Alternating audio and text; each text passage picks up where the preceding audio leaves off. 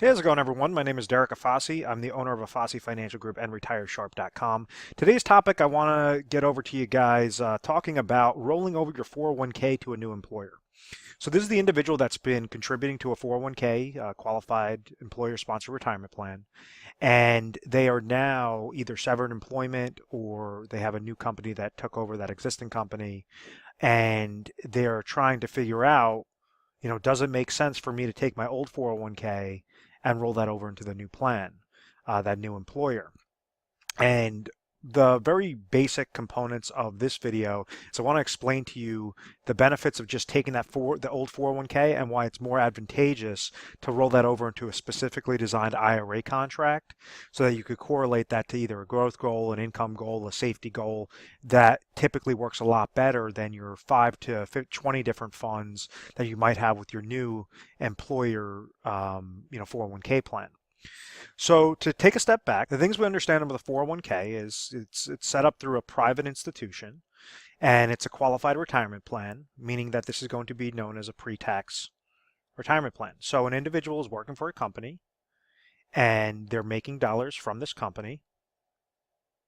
They're paying them. This company says, okay, listen, we're going to cover your health insurance, we're going to cover your ancillary benefits, different things, and then also we're going to give you an offer to take a portion of your salary, what we're paying you, that you could then take that portion or a percentage of your salary and place it into a type of retirement bucket, a retirement account known as a 401k. So if this individual goes and makes $100,000 and they say, I want to place 10% of my salary, which is 10 grand, into this bucket, because it's pre-tax, they're taking their $100,000. They're getting a tax deduction off of the $10,000 that they contributed. So now you have $10,000 that's going into this bucket. So what determines whether or not this bucket is going to be growing at the end of that day, at the end of the year, is obviously the combination between the contributions that are being placed into this bucket and then also what the percentage rate that is tied to this bucket is going to come back as. So if this percentage rate is positive, well, then you're going to see the growth from the contributions and the growth from the gains are obviously going to have a larger bucket. If this percentage rate is negative, well, it didn't matter how much money you place into this account. If you have a minus 50% from this percentage rate, well, then it's as if that bucket got cut in half. You're going to have a smaller bucket at the end of the day, at the end of the year. So the way that this percentage rate works is it's tied to different investments. So you have, dependent upon your 401k plan, is going to have a mixture of stocks, bonds, mutual funds are going to be the most common types of plans in there. You might see little things like passive strategies, such as like a target date fund that says, if you're going to be retiring in the year 2040, it's going to be more aggressive in the beginning years. And then as, year 2020 comes around, it's going to be more conservative. Year 2030 comes around, it's going to be more conservative, meaning more bonds than stocks. And then when it comes time to 2040, it's going to be almost 100% into a conservative type fund as opposed to the more aggressive in those earlier years. So the bigger picture is how the heck, if I'm placing dollars aside into a retirement account, how the heck do I grow this money? And how do I pick the correct mutual funds in there? And my whole concept behind this is with 401k plans, it's an employer-sponsored retirement plan. They're not going and saying, okay, we're going to give you 3,000 different options. We're not going to give you hundreds of different options to choose from. We're going to make this very simple, and we're going to give you about 5 to 20 different mutual fund options to choose from that you could say, okay, based upon my risk tolerance, I could use target date funds, I could use conservative, I could use aggressive portfolios, depending upon what your plan administrator is, and try to really pick the best ones to give you the best chance to have a positive interest credit. The downside to this is they're going to have limited funding options between those 5 to 20, which is obviously going to be a lot less than if you use an individual retirement account that would have thousands of combinations of different options that you could choose.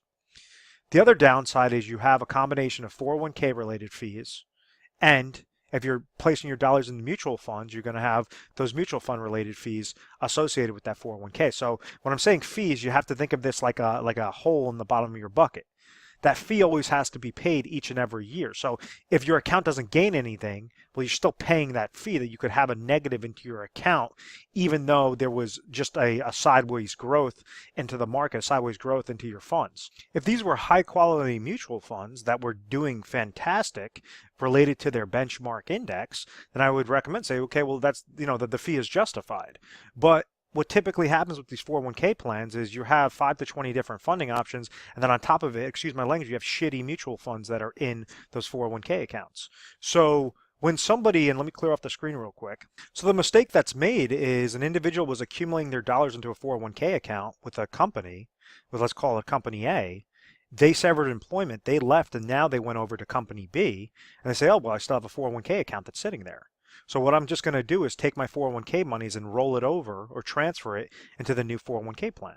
Well, all you did was you just subjected yourself to those same 401k related fees and those crappier mutual funds to choose from with the new plan. They might be a little bit better than company A, but ultimately it's still going to be those limited funding options and crappy mutual funds or crappy funding options that are available to you. So the whole concept and the whole point of this video is saying, well, you could take what this 401k account is, what this existing 401k account is, and because you severed employment, this now makes you eligible to roll over into a specifically designed traditional IRA account. So depending upon where you are currently, like if you're in your 30s, you may want to set this up more on a growth strategy of saying, okay, I want actively managed funds to place my IRA into, rather than placing it into just limited 5 to 20 different funds that I'm going to have over in this 401k. I want to have thousands of different combinations that correlate specifically to what my risk tolerance is, and make sure that they're really good quality, so that if I'm paying any sort of fee towards this new traditional IRA, that fee is justified because historically it's shown to do really well. It's actively managed. I have an advisor that's basically looking over it as well. So when you roll it over into the new 401k, you're basically just subject to that new plan, to those limited options. When you roll it over to traditional IRA, you can make it more specific, and you have thousands of different combinations. So it's just more eggs, thousands of eggs to choose from, as opposed to 15 to 20 different funds to choose, different eggs to choose from. So that's the most simplistic version of why it makes more sense to roll it over into a traditional IRA as opposed to the new 401k. Now, one of the first rebuttals is saying, oh, well, if I move my 401k, I'm going to get penalized for doing so. And no, that's the whole reason why you're doing a rollover, is it's a qualified retirement account with this 401k, and you're rolling it over. You're just changing the name from a 401k into a traditional IRA. So this is the traditional IRA is another qualified retirement account. So it's not showing as if you took your 401k monies and threw it into your checking account. That's when you're going to get penalized. That's when you're going to get taxed on it, because you're taking it from one chassis, from one bucket, and you're rolling it over into a similar bucket. That's what's going to prevent that taxation, that penalty. So that's why it makes sense to do that rollover. When you do the transfer, all you're doing is a 401k to a 401k transfer. It's going like to like. And when you do the rollover, it's going like to like, qualified to qualified. So I hope that all of that makes sense. So then you have the second rebuttal out there, and it says, well, what about my match? And one of the key benefits of a 401k plan is the dollar that you're placing aside into that bucket. When you're taking a portion of your salary and you say, okay, I'm working for this company, one of the incentives for the company for you to place your dollars into their 401k plan is to provide you a match, to keep you at this company. So sometimes, as like an example, let's say if somebody is making $100,000 with company A and company B wants to bring them over and they're now making $102,000, company A could say, oh, we're giving you $100,000 and then we're also giving you a 6% match on your 401k. So therefore, you understand that you're getting free money towards your retirement, and this is an incentive for the company to keep you there.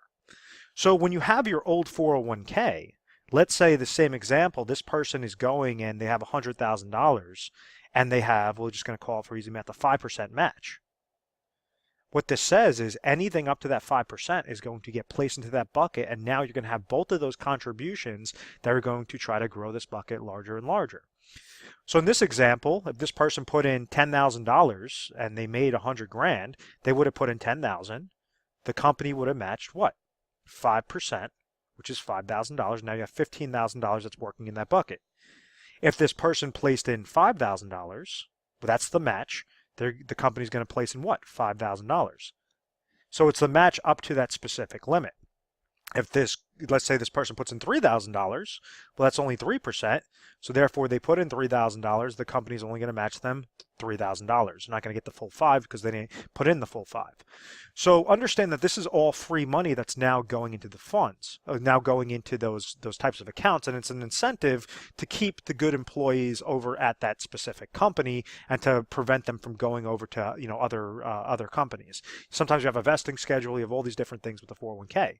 So one of the other rebuttals from taking the 401k and rolling that over into an IRA is that individual thinks, oh, well, if I just transfer that over to the new 401k, I'm just going to be having that much more match money. And that's incorrect, because let's say if you had $100,000 in your old 401k and you were getting a 5% match, and now your new company is giving you a 5% match, right? It doesn't matter if you take this full account value and then you roll it over to the new company, because you're not getting a match on your overall account. You're only getting a match on what you're contributing. So if you go and you take this $100,000, you roll it over into a specifically designed IRA contract, now you have more eggs in your basket, you have a higher growth potential, you have lower, potentially lower cost of fees. If you're setting up that contract the right way, you could have a safety play, you could utilize like a whole slew of different options available, as opposed to the 5 to 20 different new 401k related options with that new plan. So if you go and you take $100,000 and you're placing it into the new employer, well, now your bucket's sitting at $100,000. Your 5% is going in there, $5,000. They're going to match you $5,000. Well, $10,000 is going into the bucket. If you took this old 401k, put it into the new IRA, and you just started off the new 401k plan, well, you would have put in $5,000 into your bucket, and $5,000 is now going into your bucket. So it's still going to be $10,000. It's just now you're starting off from zero and you're preserving those old monies in a more efficient manner. So I hope that makes sense. It's not like you're getting, when you get a match on your 401k, it's not on the overall account value, it is only on your contribution. So I hope that makes sense. Now, the reason why that's beneficial, when you go and you leave your company, you're starting with the new company, now it allows you to leverage your 401k and roll it over to an IRA. You're not allowed to just randomly say, okay, well, I'm in my 30s, I'm in my 40s, let me go and take my 401k and roll that over into an IRA just because I feel like doing so. You have to play by the rules of that 401k plan. The rules of that 401k plan say, well, you could have a qualifying event such as a termination of employment that will allow you to then roll that money over into an IRA. And that's why 9 times out of 10, an individual should be going and rolling those monies over into a new IRA contract. Now, the benefits behind it kind of correlate to the benefits of an overall financial plan. With financial planning, you want to make sure that 3 avenues are always covered. Typically, these 401k monies are going to be meant for retirement income later on. So when it comes to retirement planning, you want to make sure that you have guaranteed income sources.